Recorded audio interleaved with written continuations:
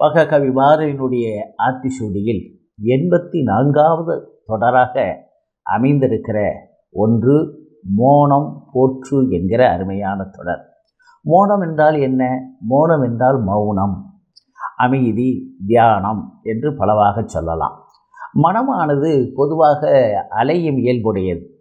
வெளிப்புற நிலையிலிருந்து மனதை அடக்கி ஒரு நிலையில் வைத்திருக்க வேண்டும். ஒரு நிலையில் வைத்திருந்தால்தான் நாம் தவத்தையோ அல்லது தியானத்தையோ அல்லது ஒரு செயலை பற்றிய சிந்தனையோ முழுமையாக செய்ய முடியும்.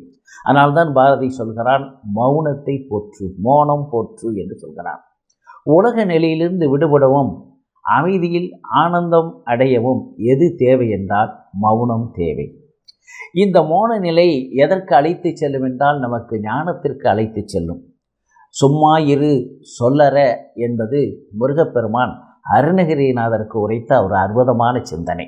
எனவே சும்மா இருப்பது சொல் அறுவது. எனவே சொல் அற வேண்டும். தவத்திற்கும் முயற்சிக்கும் எது அடிப்படை என்றால் தேவையற்ற வார்த்தைகள்.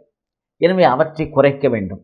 ஒருமுகப்பட்ட மனதை உருவாக்க வேண்டுமென்றால் முதலிலே சொற்களை குறைக்க வேண்டும், பேசுவதை குறைக்க வேண்டும். எனவே அந்த பேசுதல் குறைந்தாலே அந்த மௌனத்தினாலே மோனம் பெறலாம். முதலில் பேச்சை அடக்கு, பின் மூச்சை தவத்திலே நிறுத்து, அதற்கு பிறகு வெற்றி தானாக வரும் என்று சித்தர்கள் சொல்வதை நாம் பார்க்கிறோம். எனவே தவத்திற்கும் வெற்றிக்கும் எது அடிப்படையானது என்று சொன்னால் மோன நிலை, மௌன நிலை.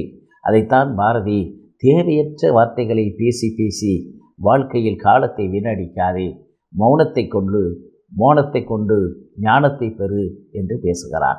சித்தர்கள் அதனால்தான் அவர்கள் மௌனத்தை கடைபிடித்தார்கள், அதனால் சித்தியை பெற்றார்கள் என்று பார்க்கிறோம். எனவே அதன் அடிப்படையில் தான் பாரதி மோனம் போற்று என்று பேசுகிறார்.